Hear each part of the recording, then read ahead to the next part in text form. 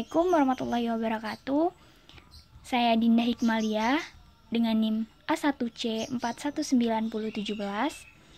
Di sini saya akan menjelaskan salah satu organel sel, yaitu mitokondria.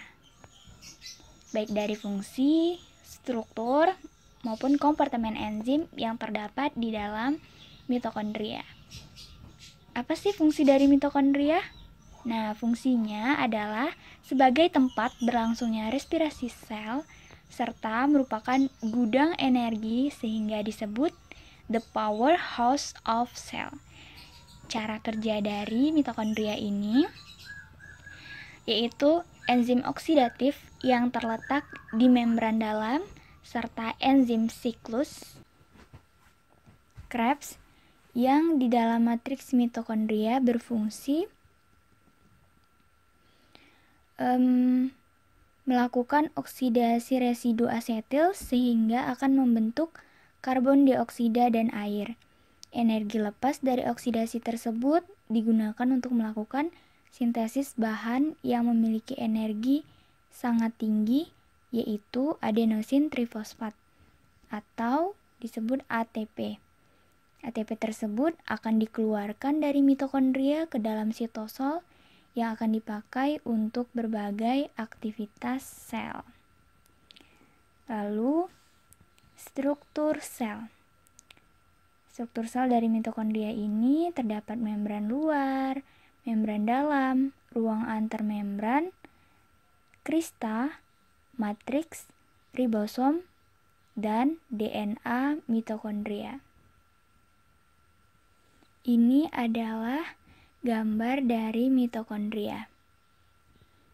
Yang mana di sini terdapat membran luar, membran dalam, ruang antar membran, kemudian ada krista, matriks, ribosom, dan DNA sirkuler.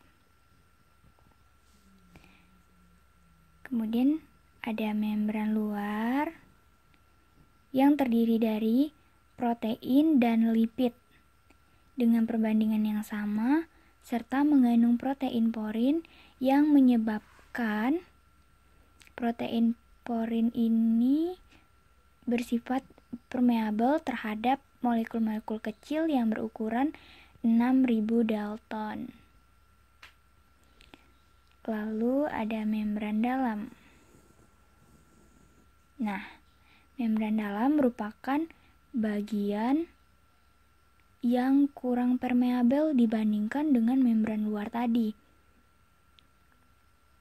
Terdiri dari 20% lipid dan 80% protein.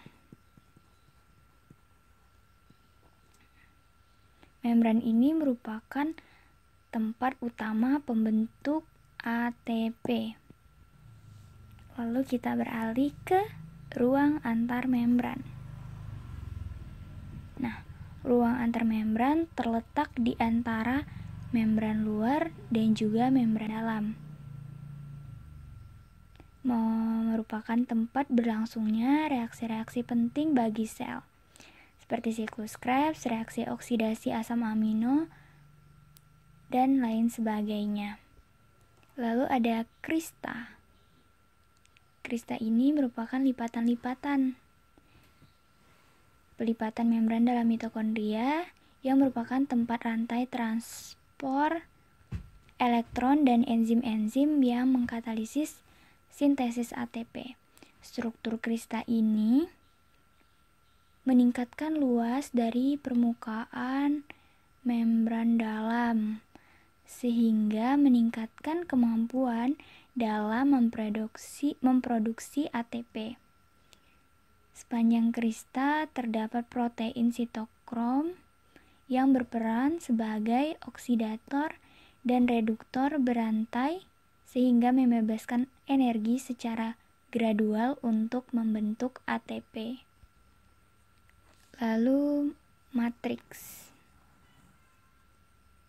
Matriks mitokondria ini berisi cairan seperti gel yang diliputi selaput dan dalam mengandung sejumlah enzim, siklus Krebs, garam, dan air. Di dalam matriks ini, ini matriks. Dalam matriks ini juga terdapat materi genetik yang berupa DNA, kemudian ada ribosom, ATP, ADP, fosfat, inorganik, serta ion-ion seperti magnesium, kalsium, dan kalium. Kemudian ada ribosom. Ribosom ini organel sel yang dibangun dalam nukleus, berfungsi sebagai tempat sintesis protein dalam sitoplasma, terdiri dari RNA dan molekul protein yang membentuk 2 subunit. Jelas ada DNA sirkuler. Nah, DNA memiliki ciri-ciri yang berbeda dari DNA nukleus. Ditinjau dari ukuran, kemudian jumlah, gen, dan bentuk. Di antaranya adalah memiliki laju mutasi yang lebih tinggi, yaitu sekitar 10-7 kali DNA inti. Selain itu, DNA mitokondria ini, nih DNA-nya. DNA dari mitokondria ini terdapat dalam jumlah banyak, lebih dari 1000 kopi dalam tiap selnya. Sedangkan DNA yang terdapat di dalam inti sel hanya berjumlah 2 kopi. DNA inti merupakan hasil rekombinasi DNA kedua orang tua, sementara DNA dari mitokondria ini hanya diwariskan dari ibu. Oke, selanjutnya kompartemen enzim yang terdapat di dalam mitokondria. Pertama, di selaput luar, ruang antar membran, selaput dalam, dan matriks. Apa-apa saja sih enzim-enzim yang terdapat di dalam mitokondria? Nah, di dalam selaput luarnya itu terdapat enzim monoamin. Enzim monoamin oksidase, tiokinase asam lemak, kemudian ada kinurenin hidroksikinase, sitokrom C reduktase yang retenon insensitif. Kemudian yang kedua, pada ruang antar membran terdapat enzim adenilat kinase, nukleosida, difosfokinase. Lalu yang terdapat di selaput dalam itu ada enzim rantai respirasi, enzim pada sintesis ATP, dehidrogenase suksinat, kemudian dehidrogenase asam keto, dehidrogenase hidroksibutirat, transferase asam lemak karnitin. Lalu yang pada matriks itu enzimnya kompleks seperti dehidrogenase pirufat, dehidrogenase isositrat, kemudian sintetase sitrat, fumarase dehidrogenase malat, kemudian ada akonitase dehidrogenase glutamat, dan enzim-enzim oksidase asam lemak. Enzim-enzim yang terdapat di dalam mitokondria ini kurang lebih ada 120 macam enzim yang berhubungan dengan mitokondria. Sekitar 37% adalah jenis enzim oksidereduktase, kemudian 10% adalah ligase, dan kurang dari 9% adalah hidrolase. Beberapa macam enzim juga terdapat pada membran luar, membran dalam.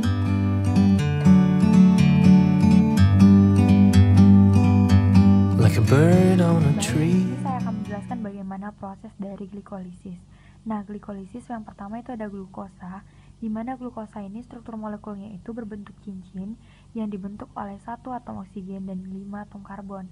Nah, pada saat glukosa membentuk glukosa 6-fosfat, maka akan terjadi yang namanya proses fosforilasi, di mana fosforilasi ini adalah penambahan gugus fosfat pada suatu molekul, di mana fosfat tersebut akan membentuk ATP. Tujuan dari fosforilasi ini adalah agar gula tetap berada di dalam sel. Nah, pada proses pembentukan glukosa menjadi glukosa 6-fosfat, dia akan dibantu oleh yang namanya enzim heksokinase. Nah, lalu glukosa 6-fosfat ini akan membentuk menjadi fruktosa 6-fosfat, di mana pada proses pembentukan ini terjadi proses isomerisasi, di mana isomerisasi ini berasal dari isomeri, di mana rumus kimianya sama namun strukturnya beda. Berarti glukosa 6-fosfat dengan fruktosa 6-fosfat ini memiliki rumus kimia yang sama namun strukturnya beda. Nah, dia dikatalisasi oleh enzim yang namanya fosfoglukoisomerase. Lalu dari fruktosa 6-fosfat akan membentuk menjadi fruktosa 1,6 bisfosfat. Nah, di sini terjadi perubahan ATP menjadi ADP dan prosesnya dinamakan fosforilasi juga. Di mana pada saat ini dibantu juga oleh enzim namanya fosfofrukt. Lalu kita bisa lihat di sini bahwa di sini ada 1, 2, 3, 4, 5, 6 atom C, dan di sini adalah fosfat, makanya disebut fruktosa 6-fosfat, di mana dia memiliki 6 pada atom karbon dan satu lagi fosfatnya. Nah, fruktosa 6-fosfat ini akan membentuk fruktosa 1,6 bifosfat, di mana pada proses ini dibantu oleh enzim namanya aldolase. Nah, di sini kita bisa lihat bahwa ada 1, 2, 3, 4, 5, 6 atom karbon dan 2-nya adalah fosfat. Selanjutnya, dia akan dari fruktosa 1,6 bifosfat ini akan memecah menjadi dihidroksiaseton fosfat dan gliseraldehida 3-fosfat. Itu dinamakan dengan lisis atau pemecahan. Nah, pada proses ini gliseraldehida akan membentuk dihidroksiaseton fosfat. Lalu dihidroksiaseton fosfat ini juga akan membentuk gliseraldehida. Pada akhirnya yang dihasilkan adalah gliseraldehida 3-fosfat. Nah, di sini didapatkan yaitu terjadinya proses oksidasi dan fosforilasi, di mana NAD berubah menjadi NADH. Lalu dari gliseraldehida 3-fosfat akan membentuk menjadi 1,3-bifosfogliserat, di mana ADP akan membentuk ATP. Di sini dibantu oleh enzim yang namanya fosfogliserokinase. Nah, dari 3 bifosfogliserat ini akan membentuk yang namanya 3-fosfogliserat, di mana prosesnya itu terjadi isomerisasi sama seperti yang saya jelaskan tadi, bahwa dia mempunyai rumus kimia yang sama namun strukturnya berbeda. Nah, dari 3-fosfogliserat ini akan membentuk lagi yang namanya 2-fosfogliserat, di mana dia akan menghasilkan yang namanya H2O. Proses ini disebut namanya dehidrasi. Lalu dibantu yang dengan namanya enzim enolase. Nah, dari 2-fosfogliserat ini akan membentuk jadi namanya fosfenol pirufat. Di sini nanti dia akan membentuk yang namanya asam pirufat, di mana proses terjadi adalah transfer gugus fosfat, di mana ADP dan ATP akan menghasilkan ATP, di mana enzim ini dibantu oleh enzim yang namanya pirufat kinase. Nah, inilah yang merupakan proses glikolisis, di mana kita dapat menghasilkan hasil akhirnya glukosa yang tadinya 4 ATP dikurang 2 ATP. Nah, inilah yang merupakan proses glikolisis, di mana kita dapat menghasilkan hasil akhirnya glukosa yang tadinya 4 ATP dikurang 2 ATP, Nah, dia akan menjadi hasil akhirnya itu 2 ATP dan lalu 2H2O, 2 NADH, dan 2 asam pirufat. Sekian dari penjelasan saya. Terima kasih. Baiklah, saya akan menjelaskan tentang tahap dekarboksilasi oksidatif, di mana dekarboksilasi oksidatif adalah reaksi yang mengubah asam pirufat yang beratom C3 buah menjadi senyawa baru, yaitu asetil koenzim A yang beratom C2 buah. Pada tahap ini, asam pirufat akan diubah menjadi asetil KOA atau koenzim A. Pada tahap pertama, terjadi pelepasan gugus karboksilat dari asam pirufat menjadi karbon dioksida atau CO2. Kemudian terdapat sisa 2 atom karbon dari pirufat yang akan mentransfer kelebihan elektronnya pada molekul NAD+, sehingga terbentuklah NADH. Selanjutnya, dalam pembentukan asetil KOA, asam pirufat membutuhkan koenzim A yang merupakan bahan utama pembentukan asetil KOA.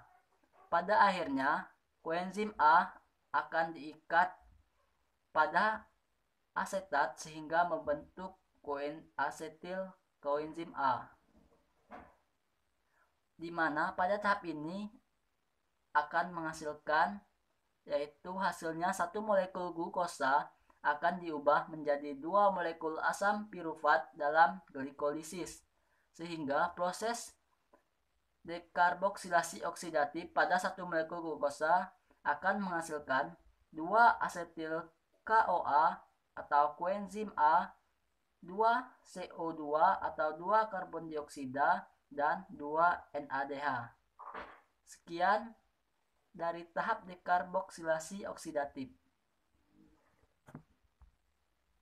Saya Rasti Hukama Istiaza ingin menjelaskan tentang siklus Krebs. Siklus Krebs merupakan tahapan ketiga dari proses respirasi. Dinamakan siklus Krebs karena sesuai dengan nama penemunya Sir Hans Krebs pada 1937. Fungsi dari siklus Krebs adalah untuk menghasilkan energi dan berbagai senyawa antara yang akan digunakan untuk sintesis senyawa lain. Tempat terjadinya siklus Krebs yakni di matriks mitokondria.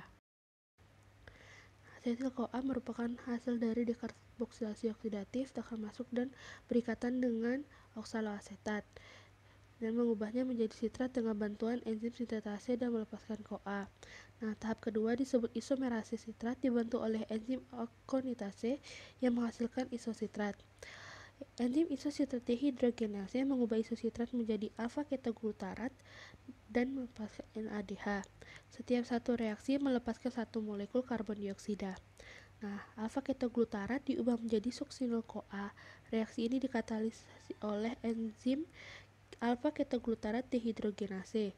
Sama seperti sebelumnya, setiap satu reaksi melepaskan satu molekul karbon dioksida dan NADH.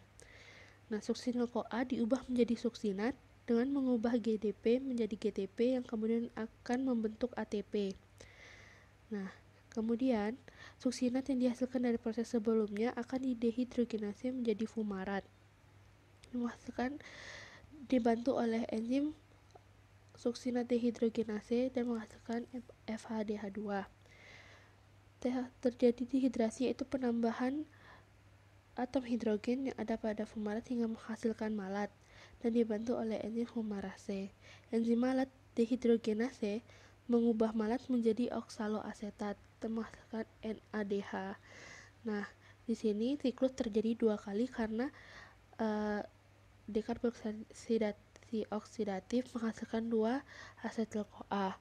Hasil dari siklus Krebs yakni dihitung 2 siklus karena 2 asetil-CoA yaitu 6 NADH, 2 FADH, 2 ATP, dan 4 CO2.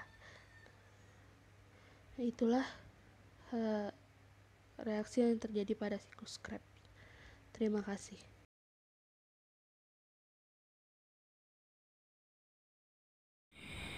Baik, pada kesempatan kali ini saya akan menjelaskan tentang proses transport elektron, yaitu tahap keempat dari respirasi aerob. Di transport elektron ini nantinya FADH2 dan NADH hasil dari glikolisis, dekarboksilasi oksidatif, dan siklus Krebs akan diproses untuk menjadi ATP. ATP merupakan molekul penyimpan energi di mana nantinya akan dikeluarkan oleh tubuh untuk melakukan berbagai macam aktivitas. Oke, langsung saja saya akan menjelaskan bagaimana sih proses transport elektron itu. Proses transport elektron itu terjadi di membran dalam mitokondria.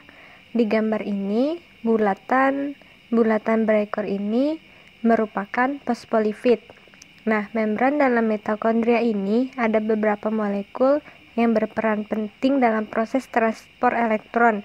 Yang pertama adalah kompleks protein 1, kemudian ini ada kompleks protein 2, kemudian ini ada ubiquinon, ini kompleks protein 3, ini sitokrom C, ini kompleks protein 4, dan ini adalah enzim ATP sintase. Nah, molekul-molekul inilah yang nantinya akan berperan penting dalam proses transport elektron.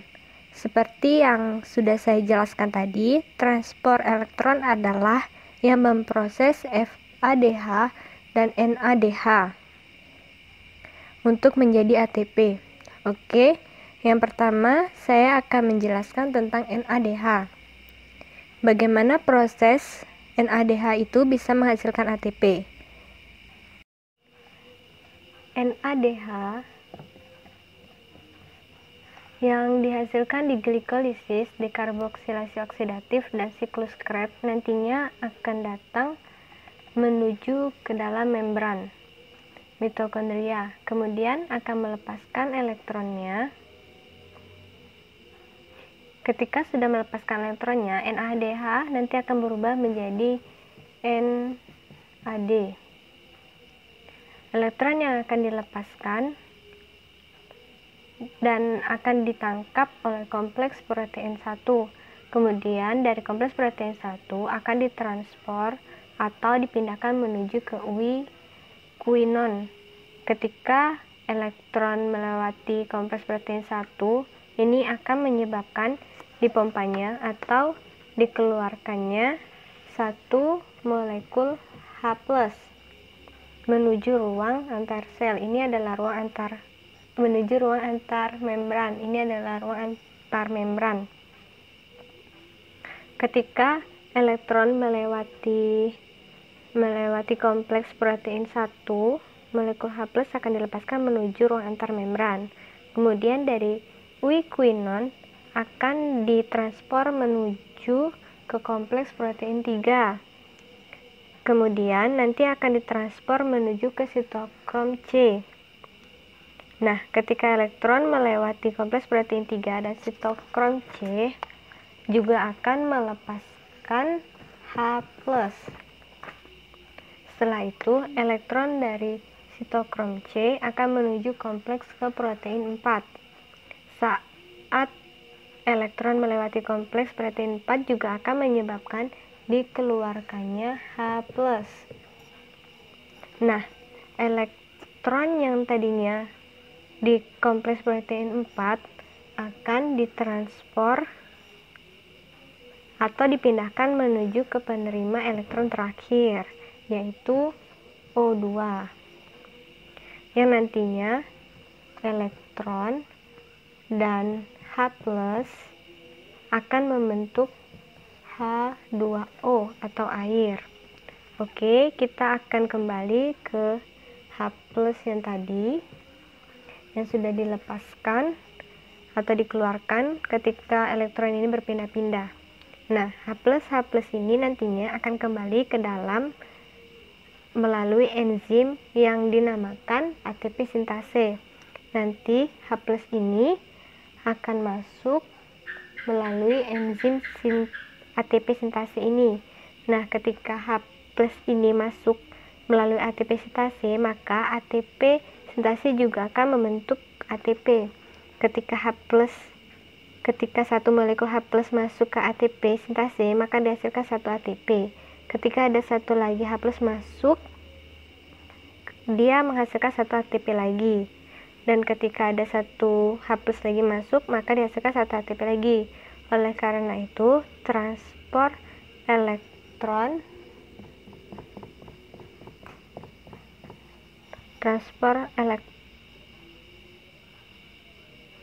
menghasilkan satu molekul NADH menghasilkan 3 ATP karena terjadi 3 kali pengeluaran H+ menuju ruang antar membran. Sedangkan untuk FADH2, transfer elektron terjadi di kompleks protein 2.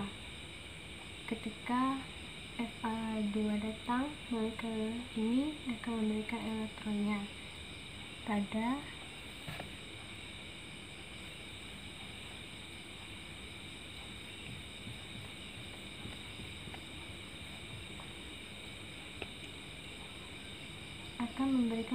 elektronnya pada kompleks protein 2, sehingga FADH2 akan berubah menjadi FAD. Elektron dari kompleks protein 2 akan ditransfer menuju ke quinon, kemudian akan ditransfer menuju ke kompleks protein 3, kemudian akan ditransfer menuju ke sitokrom C, kemudian ditransfer menuju ke kompleks protein 4, kemudian akan ditangkap oleh O2 atau oksigen dan membentuk H2O. Sebenarnya proses ini sama yang terjadi dengan NADH, hanya awalnya terjadi di kompleks molekul 2, tidak pada kompleks protein 1. Nah, ketika elektron itu melewati kompleks protein 3 akan menyebabkan dilepaskannya satu molekul H+ menuju ruang antar membran. Kemudian ketika elektron melewati kompleks protein 4 juga akan dilepaskannya H+ menuju ruang antar membran. Perbedaan antara transfer elektron NADH dan FADH adalah pada FADH banyak menyebabkan dikeluarkannya 2 H+, sedangkan pada NADH dia akan dikeluarkan 3 H+. Oleh karena itu ATP yang terbentuk ketika H+ itu masuk kembali melalui enzim ATP sintase hanya 2 ATP, sedangkan pada NADH tadi terbentuk 3 ATP. Itulah perbedaan antara NADH dan FADH.